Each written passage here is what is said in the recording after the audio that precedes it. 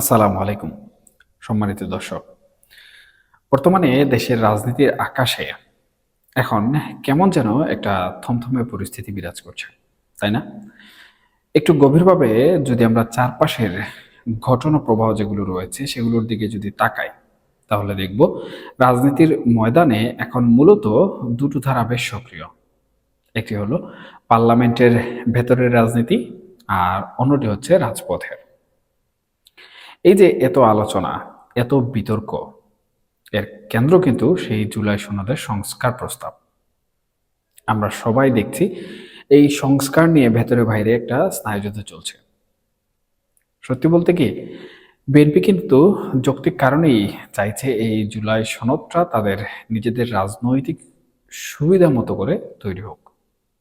আগে যে সংবিধান সংস্কার বা অন্যান্য ব্যাপারগুলোতে তারা একমত হয়েছিল, এখন সেখান থেকে তারা কিছুটা কিন্তু সরে আসছে এবং তারা চাইছে যেটুকু তাদের জন্য ভালো, ঠিক সেটুকু যেন নতুন করে পুনরায় রচিত হয়। কিন্তু সমস্যাটা বেঁধেছে অন্য জায়গায়। ডক্টর মোহাম্মদ ইউনুস কমিশন বলুন বা জামাত সমর্থিত কমিশনে বলুন, তারা কিন্তু গত ৮-৯ মাস ধরে যমুনায় বসে একের পর এক বৈঠক করে এই সংবিধান সংস্কার বা জুলাই সনদের একটা বড়সড় খসড়া কিন্তু দাঁড় করিয়েছে। সেখানে ক্ষমতার ভারসাম্য, উচ্চকক্ষ, নিম্নকক্ষ, প্রধানমন্ত্রী আর রাষ্ট্রপতির ক্ষমতার ভাগাভাগি থেকে শুরু করে ৭১, ২৪ এবং ৪৭কে কিভাবে সমান্তরালে মেলানো যায় তার একটা বিশাল মাস্টার প্ল্যান বা ব্লু প্রিন্ট কিন্তু তারা তৈরি করেছিল। কিন্তু বিএনপি এখন কোনোভাবেই সেই ব্লু প্রিন্ট মানতে রাজি হচ্ছে না। আর ঠিক এ কারণেই জামাত বা তাদের সমমনা যারা আছেন, তারা কিন্তু ভেতরে ভেতরে চরম ক্ষুব্ধ। তাদের এই রাগ, ক্ষোভ আর অভিমান এখন আর কেবল নিজেদের মধ্যে সীমাবদ্ধ নেই, সেটা প্রকাশ্যেও মাঝে মাঝে বেশ কড়া ভাষাতেই কিন্তু বেরিয়ে আসছে। সুপ্রিয় দর্শক, এখন আসুন একটু পর্দার আড়ালের গল্পে। প্রকাশ্যে আমরা যতই কাদা ছুড়াছুড়ি দেখি না কেন, রাজনৈতিক বিশ্লেষকদের মতে এই যে নির্বাচনটা হয়ে গেল, এটা কিন্তু আসলে একটা বিশাল সমঝোতার ফসল। ডক্টর ইউনুস, সেনাবাহিনী, ভারত, চীন, আমেরিকা থেকে শুরু করে বিএনপি, জামাত, আওয়ামী লীগ বাদে প্রায় সবাই মিলে কিন্তু একটা টেবিল টক করে জাতিকে এই নির্বাচনটা উপহার দিয়েছিল। কিন্তু মজার ব্যাপার হলো, সমঝোতা কাগজে কলমে যেভাবে হয়েছিল, নির্বাচনের ফলাফলে কিন্তু তার প্রতিফলন সেভাবে ঘটেনি। ফলে এখন যদি আপনি হিসাব মেলাতে বসেন, দেখবেন একমাত্র বিএনপি ছাড়া এই মুহূর্তে রাষ্ট্রের আর কোনো পক্ষই কিন্তু পুরোপুরিভাবে খুশি নয়। তবে হ্যাঁ, বিএনপি ক্ষমতায় যাওয়ার পর তাদের মনেও কিন্তু স্বস্তি নেই। একটা অজানা ভয়, একটা আতঙ্ক যেন তাদেরকে সবসময়ই এখন তাড়া করে বেড়াচ্ছে। আর এই রাজনৈতিক অস্বস্তির মধ্যেই যুক্ত হয়েছে জাতীয় এবং আন্তর্জাতিক নানা সংকট। এই যে আন্তর্জাতিক অঙ্গনে ইরানের যুদ্ধের একটা প্রভাব, তার জেরে আমাদের দেশের তেলের বাজারে অস্থিরতা, অর্থনীতির টালমাটাল অবস্থা, সব মিলিয়ে সরকার কিন্তু রীতিমতো হিমশিম খাচ্ছে। সামনেই আবার জুন মাসের বাজেট। এই বাজেটের জন্য সরকারকে বিশাল প্রস্তুতি নিতে হচ্ছে। কিন্তু আয়ের খাতগুলো এখনো সেভাবে আসলে নিশ্চিত করা যাচ্ছে না। উল্টো দিকে ব্যয়ের হিসাব কিন্তু লাফিয়ে লাফিয়ে বর্তমান সময়ে বাড়ছে। দর্শক, রাজনীতির একটা পুরনো নিয়ম আছে, আর সেটা হলো পরিস্থিতি যখন এমন ঘোলাটে হয়ে যায়, ময়দান যখন কুয়াশাচ্ছন্ন থাকে, ঠিক তখনই কিন্তু বিভিন্ন পক্ষ সেই সুযোগটা নিতে চায়। এখন একটু ঠান্ডা মাথায় ভেবে দেখুন তো, এই যে একটা শূন্যতা তৈরি হয়েছে, এই শূন্যস্থান পূরণে এই মুহূর্তে আওয়ামী লীগ ছাড়া আর কে মাঠে নামতে পারে? সত্যি বলতে আর কেউ নেই। আওয়ামী লীগের একটা বড় অংশ এখনো কিন্তু দেশের ভেতরেই রয়ে গেছে। একটা বিরাট অংশ দিল্লিতে অবস্থান করছে, কেউ অন্যান্য দেশে। কিংবা কেউ জেলে, আবার কেউ জেলের বাইরে। এখন সবচেয়ে বড় প্রশ্ন হলো, তারা যখন রাজনীতিতে আবার সক্রিয়ভাবে ঢুকবে, তখন কি তারা পিঁপড়ার মতো নিঃশব্দে ধীরে ধীরে প্রবেশ করবে, নাকি একটা বিশাল সুনামির মতো, একটা কালবৈশাখী ঝড়ের মতো আচমকা আছড়ে পড়বে? এই প্রশ্নের উত্তর খুঁজতে গেলে আমাদেরকে একটু আন্তর্জাতিক রাজনীতির দিকে একটু গভীরভাবে তাকাতে হবে, বিশেষ করে ভারতের দিকে। আমরা মানি বা না মানি, বাংলাদেশের রাজনীতিতে ভারত কিন্তু সব সময়ই একটা অত্যন্ত গুরুত্বপূর্ণ প্রভাবক। প্রকাশ্যে বিএনপি বা জামাত যতই ভারতের সমালোচনা করুক না কেন, ভেতরে ভেতরে কিন্তু সবাই দিল্লির একটু সহানুভূতি বা বন্ধুত্ব পেতে চায়। আর আমরা কিন্তু সবাই জানি, আওয়ামী লীগ তাদের পুরো শাসনামলে ভারতকে যেভাবে খুশি রেখেছে, যেভাবে তাদের বিশ্বস্ততা অর্জন করেছে, সেটা কিন্তু অন্য কোনো দলের পক্ষে কখনোই করা সম্ভব হয়নি। ভারতও সব হিসাব নিকাশে আওয়ামী লীগের উপরই সবচেয়ে বেশি নির্ভর করে। এই বিশ্বস্ততার জায়গাটা কিন্তু এখনো অটুট আছে। তা না হলে ভেবে দেখুন, শেখ হাসিনা বা আওয়ামী লীগের শীর্ষ নেতাদের ভারত কেন এতটা সময় ধরে আশ্রয় প্রশ্রয় দিয়ে যাচ্ছে। এমনকি ডক্টর ইউনূসের মতো একজন বিশ্ববরেণ্য মানুষ গত 17 মাস ধরে ক্ষমতায় থাকার পরও ভারত কিন্তু তার দিকে সেভাবে বন্ধুত্বের হাত বাড়ায়নি।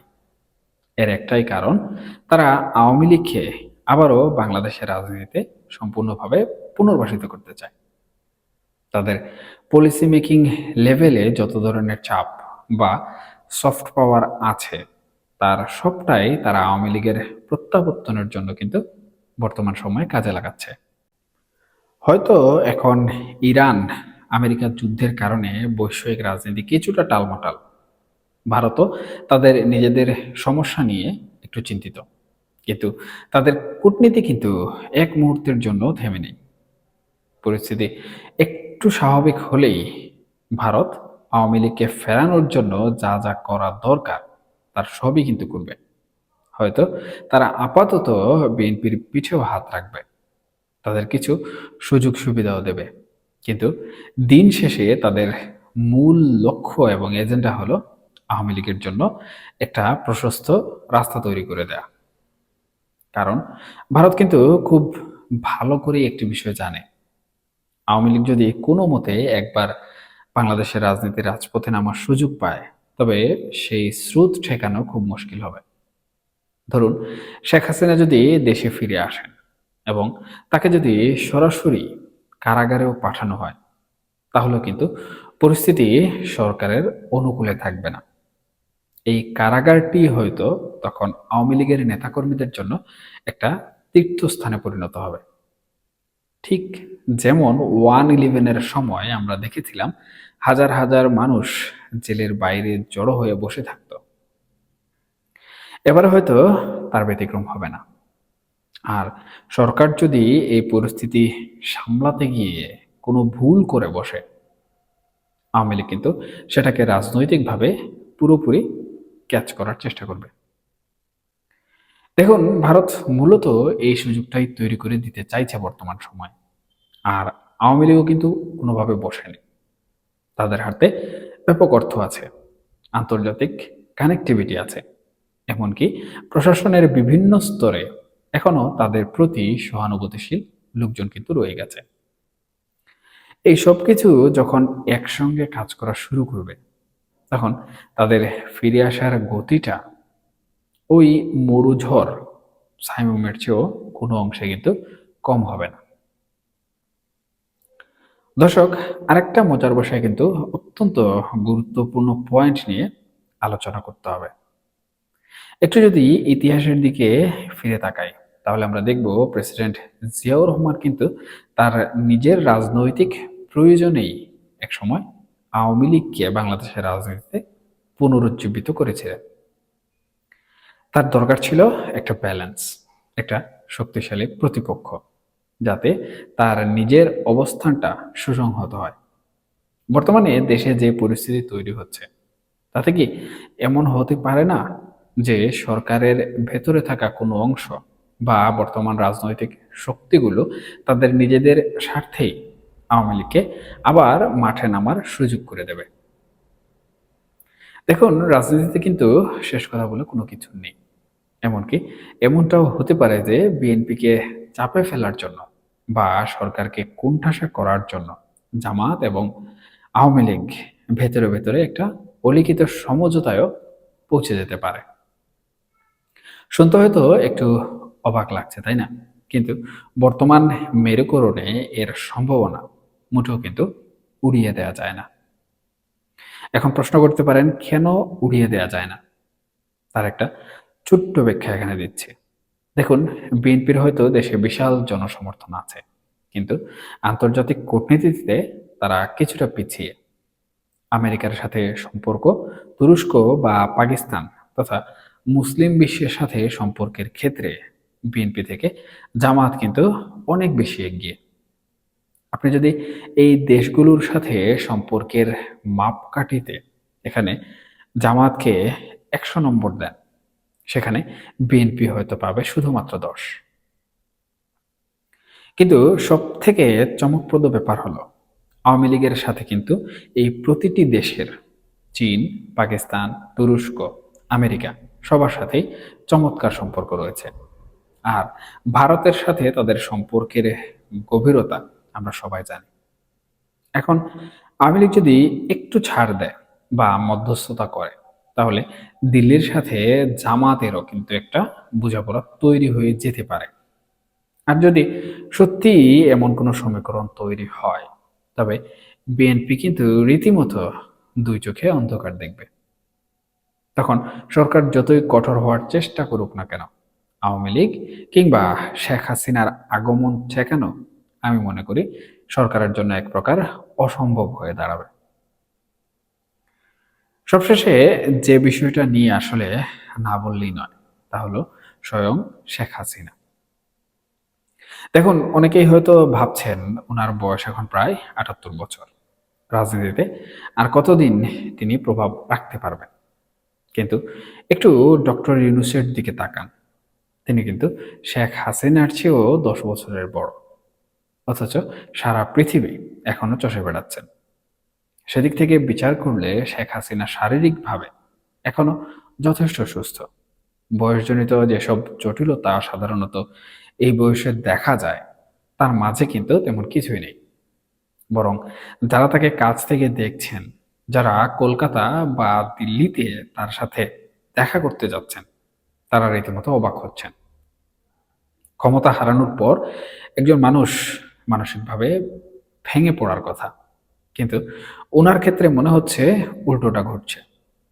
ওনার প্রখরতা, বুদ্ধিমত্তা, দৃঢ়তা আর সাহস যেন আগের চেয়ে কয়েক গুণ বেড়ে গেছে বলে কিন্তু তাদের ভাষ্যমতে শোনা গেছে। রাজনীতি এমন একটা গোলক ধাঁধা, যেখানে ১২ সেকেন্ডেই একটা বড় পরিবর্তন হয়ে যেতে পারে। সেখানে তো এখনো অনেক সময় বাকি। সৃষ্টিকর্তা যদি তাকে মাহাতির মোহাম্মদের মতো দীর্ঘায়ু দান করেন এবং তিনি যদি একইভাবে সুস্থ থাকেন, তবে আগামী কয়েক বছরে বাংলাদেশের রাজনীতিতে তিনি যে কতটা প্রবল প্রভাব ফেলতে সক্ষম, সেটা হয়তো তার প্রতিপক্ষরাও খুব ভালো করেই জানে। আর ঠিক এ কারণেই শেখ হাসিনার এই দৃঢ়তা এবং তার সম্ভাব্য প্রত্যাবর্তনের চিন্তায় রাজনৈতিক অঙ্গনের একটা বড় অংশের মাঝে কিন্তু সেই পুরনো আতঙ্কটা এখনো বেশ ভালোভাবেই কিন্তু রয়ে গেছে। পরিস্থিতি শেষ পর্যন্ত জল কোন দিকে গড়ায় সেটা দেখার জন্য আমাদের হয়তো আরো বেশ কিছুদিন এই রাজনৈতিক থ্রিলারটা গভীরভাবে পর্যবেক্ষণ করতে হবে। এখনকার মতো এই পর্যন্তই। সবাই ভালো থাকবেন, সুস্থ থাকবেন। আর হ্যাঁ, এই আলোচনার বিষয়ে আপনাদের যে মতামত রয়েছে সেটা পক্ষে হোক, বিপক্ষে হোক, আপনারা কমেন্ট বক্সে জানাতে ভুলবেন না। কারণ আপনাদের মতামত আমার জন্য গুরুত্বপূর্ণ। আমি প্রত্যেকটি মতামত থেকে শিক্ষা অর্জন করি। আল্লাহ হাফেজ। সবাই ভালো থাকবেন, সুস্থ থাকবেন এবং অবশ্যই নিরাপদে থাকবেন।